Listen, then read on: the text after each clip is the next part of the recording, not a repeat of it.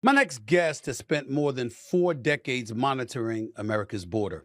He joined the United States Border Patrol in 1984. In 2013, he was appointed by then President Barack Obama as Immigration and Customs Enforcement's Executive Associate Director. He was charged with enforcement and removal operations under that administration. Then in 2017, he was appointed as the acting director of ICE by then President Donald Trump. However, he subsequently retired from the position in 2018. Now he's back with President Trump in this new administration as the border czar. Please welcome to the Stephen A. Smith Show, Mr. Tom Homan. Mr. Homan, how are you, sir? How's everything? I'm doing great. For being on the show. Let's get right to it. I wanted to remind our audience that you served under President Obama. He tapped you to lead the Immigration and Customs Enforcement's deportation branch in 2013. How does your role differ now between the Obama and the Trump administrations? How does it differ from what it was then to what it is now? Well, look, under President Obama, I was the head of enforcement removal operations. When I was there, we oversaw the removal of just shy of 3 million illegal aliens. Now I'm the border czar under President Trump. I have a direct report to the president here. So I overlook what the president assigned me on this new role. I oversee border operations. I got 3 goals: secure the borders, run a deportation operation, a massive deportation operation, and third, find missing children that were smuggled into the country. And the last administration lost track of them. We need to find these children because many of them will be in harm's way. Many aren't, but we need to find these children, make sure they're safe. I mentioned that Donald Trump had appointed you as acting director of ICE in 2017, but you retired in 2018. What happened then, and why are you back now? Because you stepped away, but obviously you came back. You served over 30 years. I mean, you've given your service and what have you, and you could have retired and went out into the sunset, but you came back. Why did you feel compelled to do so? So please share that with my audience. Well, it's the second time I came back out of retirement for President Trump. Didn't make my wife real happy, but how do you not come back? I mean, under the last 4 years, I wake up every day upset over the last 4 years because we had the most secure border in my lifetime. And I've done this since, as you said, 1984. It's the most secure border in my lifetime. The numbers proved it. And what the last administration did when they opened the border up, I knew every day when I woke up, more women and children are being sex trafficked across an open border. More Americans would die from fentanyl overdoses, poisonings because of an open border. Sex trafficking in women and children would increase on an open border. And more known suspected terrorists and people on the watch list would get into the country through an open border.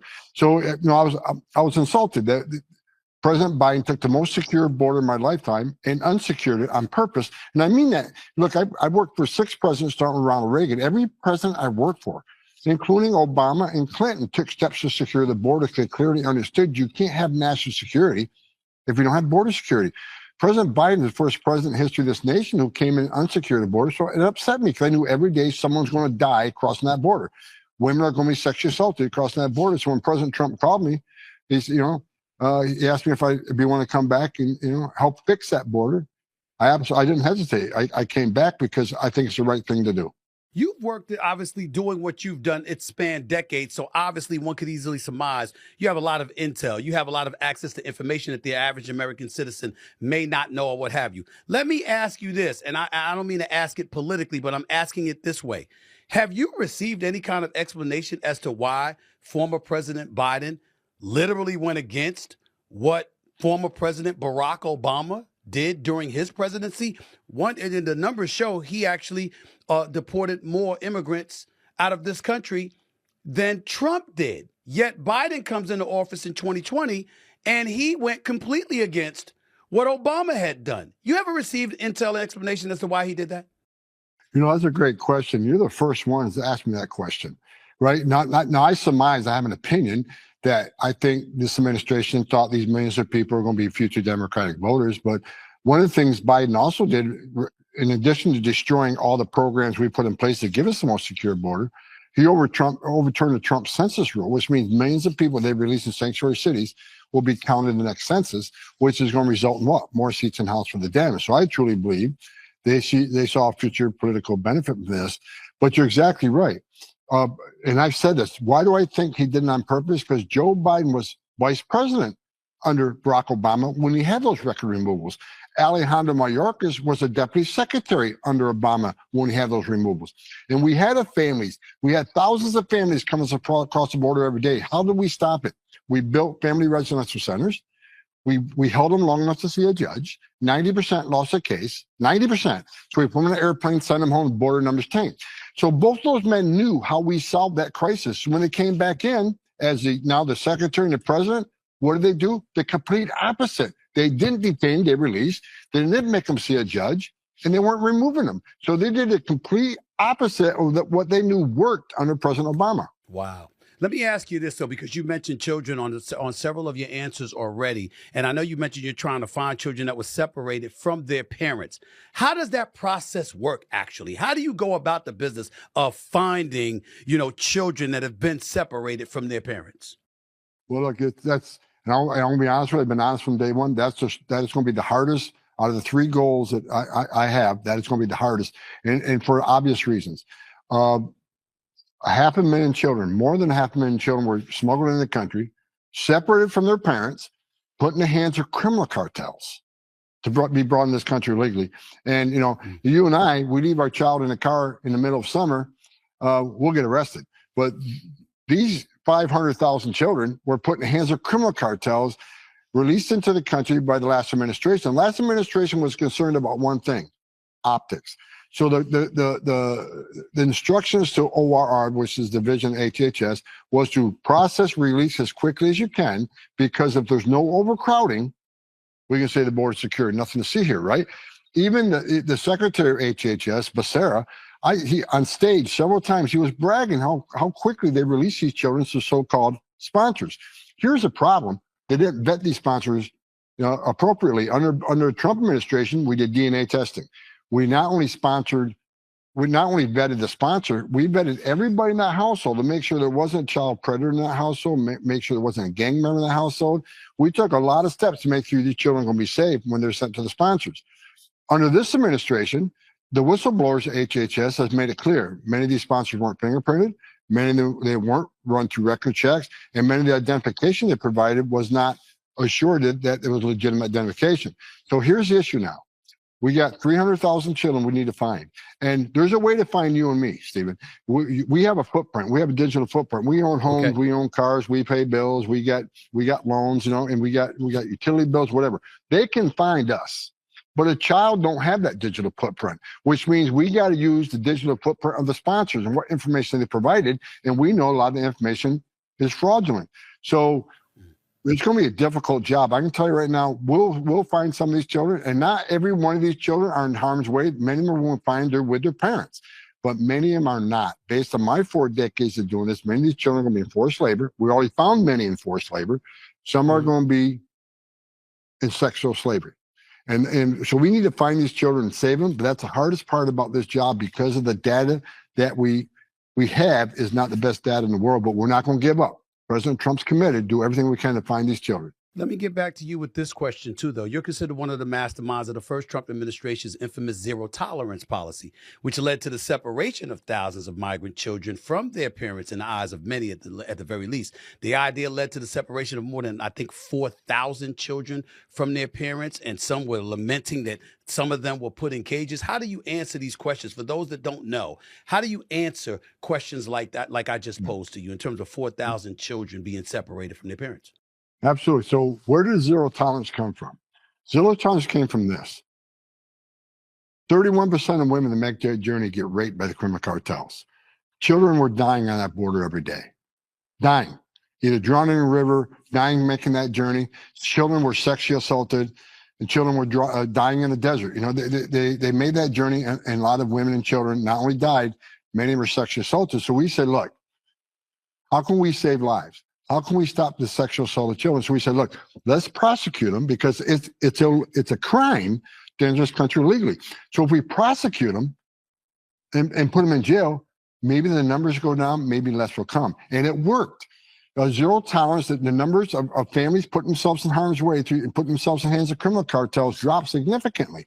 However, the sad part about it, the unfortunate part about it, is that when you prosecute a parent and put them in jail, the child won't go with them. And I'll say this: I started as a police officer in New York.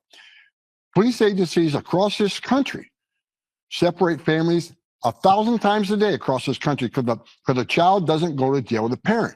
And I've said during my testimony, and one time I was testifying at Hill, when I was a cop in New York, when I went to domestic violence call and I arrested the father, I separated that family. Child can't go to jail with him. When I arrested a DUI and he had a child in the car, I separated that family. It's an unfortunate and saddest part of law enforcement. Families get separated when the parents get arrested. So we do let the families 1,000 times a day in this country with Americans, but they want a different set of rules for illegal aliens. But the whole intent of doing this was to save lives with less sexual assaults on women and children. That was the whole purpose for it. But they keep harping on that Trump's family separation policy. But and you're right, about 4,000. But they don't talk about the 500,000, 500,000 separations that this administration is responsible for, because they send a message to the whole world. If you're a child and you're crossing the country illegally, you're not going to be deported. We'll deliver you to the very same people who paid a criminal cartel to smuggle you into this country. So, you know, what we did was try to save lives and decrease sexual assaults. What they did was send a message to the whole world. Child can cross the border. We'll get them to the final destination at government expense and reward the people who paid the criminal cartels. And that's why the numbers exploded, because there's no consequence. We had a consequence. They didn't. That's an incredibly compelling answer that you just gave. I can't refute it. No one should, as far as I'm concerned, sir. But I would ask you this, because whether it's optics or it's a reality, listening to what you said, how sensitive you are to these issues, what one would argue diametrically opposes that is when we see one story, and granted, it's one individual, but it's still a 10-year-old in Texas who's a U.S. citizen being deported to Mexico, you know, suffering from brain cancer. You've seen that story plastered all over the news wires over the last couple of days. How do you explain your mode of thinking and your explanation about why you do what you do and why you're committed to doing what you're doing, which is pretty damn close to irrefutable, I might add. But then we see a case like that happening. How do you juxtapose that? Look, you and I are on the same page. Actually, I've been on travel the last couple of days. I saw that story on my way to work this morning. I read that story, and what did I do? I immediately contacted the office of the Board of Patrol and I said, I want facts in this case. Because many times the facts are different from what you read in the media, but I've already inquired about it. What happened here? What's the ground truth here? So I'm looking into it. I read that story this morning. I know I'm a day behind, but I get hundreds of phone calls, hundreds of texts. I have a lot of meetings. I'm on an airplane all the time, but I've asked this morning because we want to make sure. Look, I've been honest from the beginning. We want to be transparent American people. If we screw up, we didn't know we screw up. If we do something, so I've already asked that question. I don't have the facts on it yet. I've asked for fact, ground truth on that, and I'll deal with it once I get the facts up on the ground from what actually happened. Because many times what you read in the media, they leave half the story out. Sometimes they don't, but I'm going to find out. Well, I appreciate that answer. And that's very honest and stand up for you. Thank you for saying that. Are you saying that you don't know all the facts yet? And if you do find out that this 10-year-old child was indeed a United States citizen, that you will make sure that child is not deported? I'll make sure I get all the facts and make a decision based on the facts. I can't tell you what I'm going to do yet. The facts could be 1,000 different ways, right? But are the parents a public safety threat? Are they national security threat? Well, they can't be here. And so we got to find out what the facts are, but we'll make a decision that is the most humanitarian thing we can do. Let me switch to sanctuary cities, because obviously I've seen you, and I shouldn't say this. It's actually bad for me to say this on camera, but I haven't minded you at all, you know, going at elected officials and law enforcement officials and letting them know that they were going to be accountable if they didn't follow the law. Didn't bother me at all to see that from you, but I am wondering, what are your future plans for sanctuary cities, and do you see a legal solution to sanctuary cities in this country? I actually do. We're working on some things right now. I don't want to share it here on this podcast because it's law enforcement sensitive. We're working on some things now, but I can say this. Sanctuary cities are sanctuary for criminals. And we're going to hold them accountable. And Pam Bondi, now that she's the Attorney General, she's already filed lawsuits. And we're going to continue filing lawsuits because we think knowingly releasing a public safety threat back into the public is just dumb. There's no reason for that. When you release a public safety threat back in the public, it puts our officers at great risk, because rather than arresting somebody in the safety and security of county jail, now we got to go to the neighborhood and find them, which is dangerous for the officer, dangerous for the alien, because anything can happen on a street arrest, and it's certainly dangerous for the community. So we want to make, in sanctuary cities, they don't understand, they're hurting themselves, because when you don't give us access to the bad guy locked in a jail cell, which is safe for everybody, you release them to the community, you're going to get exactly what you don't want. You're going to put the public at greater risk of crime because many will commit another crime. And what you're going to force ICE in the community, and we'll find the bad guy, but when we find him, he's probably with others that aren't a criminal threat, but they're in the country illegally. Well, they're going to go to, because we're not going to turn our back on illegal alien once we find them. We're going to let ICE do their job and enforce immigration law. So what you get being a sanctuary city is exactly what you don't want. More officers in the community and more collateral arrests because we found them while we're looking for the bad guy. So we want the sanctuary cities to do one thing. Let us end the jail. Let us talk to the person that you locked in a jail cell, because obviously the public safety threat. Give us access to that person. It's safer for everybody. It's the right thing to do. And the message from sanctuary cities is this, which is a bunch of crap. Well, we're a sanctuary city. We're welcoming jurisdiction. We want illegal aliens to feel safe when they want to report crimes or they're victim of crime to come to us for help without the fear we're working with ICE. That is so false because number one, we don't want to talk to the victim witness. We want to talk to the guy you locked in a jail cell. And if you go talk to the victim and witness and ask him, do you want the bad guy released back in your neighborhood? The victim and witness don't want him back either. So let us get access to the person locked in that taxpayer-funded jail to help drive crime down the neighborhood and make it safe for officers, alien in the community. It just makes sense to me as a career cop. I don't understand why any elected official whose number one responsibility is protection of their community, why would you not work with us to remove a child rapist from the community rather than release them back in the community? I got about 3 more questions for you because I know your time is precious and I really appreciate you giving me this time. Prior to the election, you pledged to conduct the largest deportation in American history. Now, there's more than 11 million undocumented immigrants living in the United States. Where do we stand today in terms of identifying those individuals and deporting them out of the country? Great question, because I read a media story this morning. We're deporting less people than Joe Biden. Yeah, because Joe Biden had millions of people coming across the border every year, and a lot of border patrols are removing a lot of them. So you can't compare the administration. It isn't how many are removed. It's number one, how many did you release into the country illegally? And Biden administration is in the millions. And the more important question is, how many interior arrests, people in the interior country did you arrest? If you look at those numbers, we're about 3 times higher than Joe Biden was during the same time period. We got about 36,000 arrests so far, vast majority of criminals, because President Trump has promised American people on this mass deportation operation, the worst first, the criminals first, because they're the biggest danger to our communities. National security threats, public safety threats, that's what we're concentrating on. But that aperture will open to the 1.4 million that had due process at great taxpayer expense, were ordered removed, but instead of leaving, they became a fugitive. That aperture will open up. So you can see the rest increased in the very near future. But the problem is sanctuary cities. Sanctuary cities are making us less efficient. Well, rather than one agent arresting one bad guy in the jail, now we got to send a whole team into the neighborhood for officer safety reasons to find somebody that don't want to be found. So that's slowing us up. But what we'll do, we'll double the man force of sanctuary cities. We'll double the teams. We're not going to be stopped. We'll overcome all the roadblocks we're putting in, but we're going to get it done. But you're talking about in Guantanamo Bay, for example, there's tens of thousands of available space, but there are millions of immigrants in this country illegally. So I'm saying if you're successful from a deportation standpoint in terms of locating who those individuals are, there's only but so much room in Guantanamo Bay. Where else are they going to go? What are you going to do with them? Another great question. I've been on media for the last 2 weeks. Congress needs to fund this operation.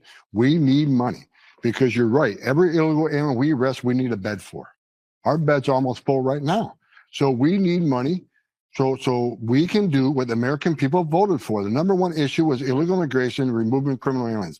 So Congress needs to come and give us the funding to do this. We need to buy more beds. We need to have more out of country planes. We need more contracts to have more contract people come in and do the work that doesn't require law enforcement, that law enforcement's currently doing. So you're exactly right.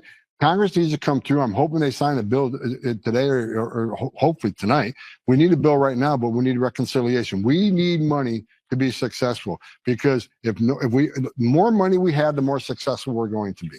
I got to admit, Mr. Holman, that should be the easiest part of your job. I mean, the president has all three branches of government in his favor. I mean, the GOP has that, the White House, the Senate, the House. I mean, it shouldn't be difficult at this particular moment in time for them to give you what you want since they assigned you to do this job. But I want to transition real quick to undocumented workers. So a lot of people argue, you know, they've had a massive economic benefit. They've been a massive economic benefit to this country. They pay taxes, are important to the workforce, are less violent than some naturalized citizens. That's the things that you keep hearing people say.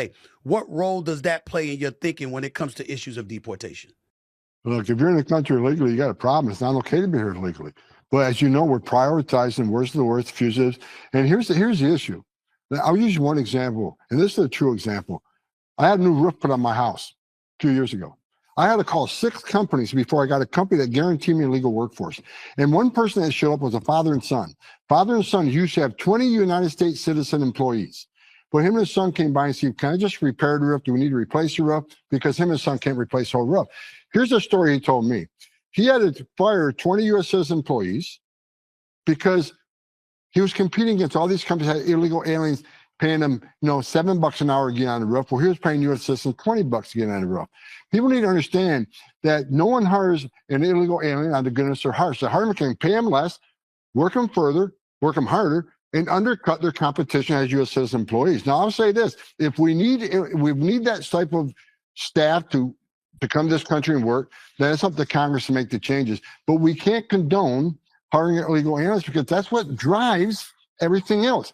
When you overwhelm the border patrol with what people call innocent immigration, just people coming here for a better life, people coming for a job. But what they need to understand, there's an ugly underbelly of that, because when you overwhelm the border patrol, you type border patrol up with what they call innocent immigration, it overwhelms the border patrol, which means there's less agents on the border to arrest people smuggling fentanyl. There's less people, agents on the border to stop the sex trafficking. What happened to Joe Biden? Joe Biden caused such a huge surge in illegal immigration.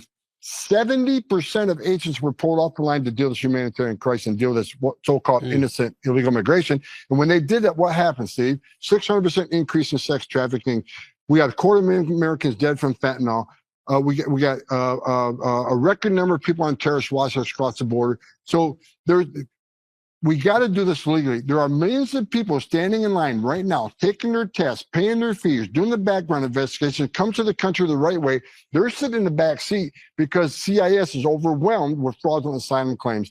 So I get it. If we need a workforce, need more workforce in the country, then we create a legal program. They can come with a visa, so they don't have to pay a criminal cartel. They don't have to give their whole life savings to put themselves at risk for the criminal cartel and swim across the river and drown. So Congress needs to do some work, but we can't condone illegal immigration. We can't condone go ahead and enter the country legally, and we're not going to be looking for it. We got to send the message to the whole world. There's a set of rules. There's a right way and a wrong way to come to the greatest nation on earth. Let's do things the right way. I got to look at legislative branch Congress to do that. But in the meantime, we can't okay illegal immigration because it's going to result in more people dying, more women being raped, more cartels, making more money to come to flood this country with poisonous fentanyl. Very last question to you, sir. I give you the floor. You want America to know what about ICE right now, today, and moving forward? I'm sick and tired of reading stories that ICE is going to raid your school. They're going to raid your churches. They're doing neighborhood sweeps. People need to understand everybody that ICE arrests is based on a targeted enforcement operation, which means they know who they're going to arrest. They have a pretty good idea where they're going. They have to draw up an operational plan. So it's not neighborhood sweeps. We're not going through neighborhoods looking for people different than us.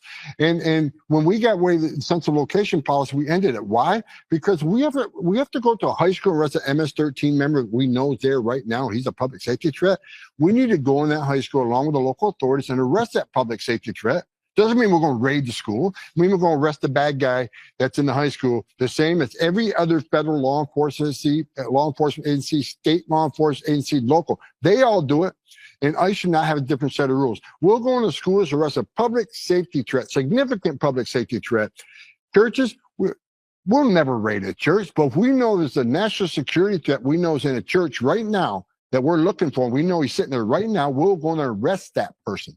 Doesn't mean we're raiding schools. Doesn't mean we're raiding churches. We're not raiding hospitals, which I see a lot of left media saying it. They're scaring the immigrant community. I want people to go to school. We want people to go see their doctor and go to hospital, go to church. We got to straighten that narrative out. It's a left that are putting fear in the immigrant community.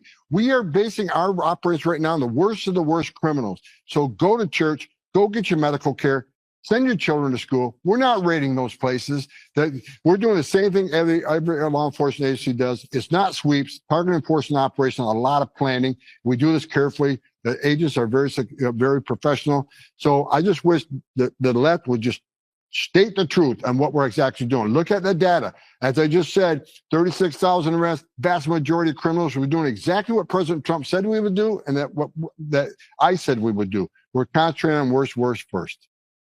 There's no left or right here. I'm center. I care about the damn truth. And as far as I'm concerned, I want you to know, first of all, you're welcome back on the show anytime. I would love to have you back on to get in more intensive conversations about this, even more so than we just did over this last 20 plus minutes. I thank you for your time, and please feel free. Anytime you've got something to say and you want to come back and you want to have a conversation, please know that you're welcome to come back on the show, sir. I really appreciate it. Thank you very much. Thank you, sir. I appreciate you.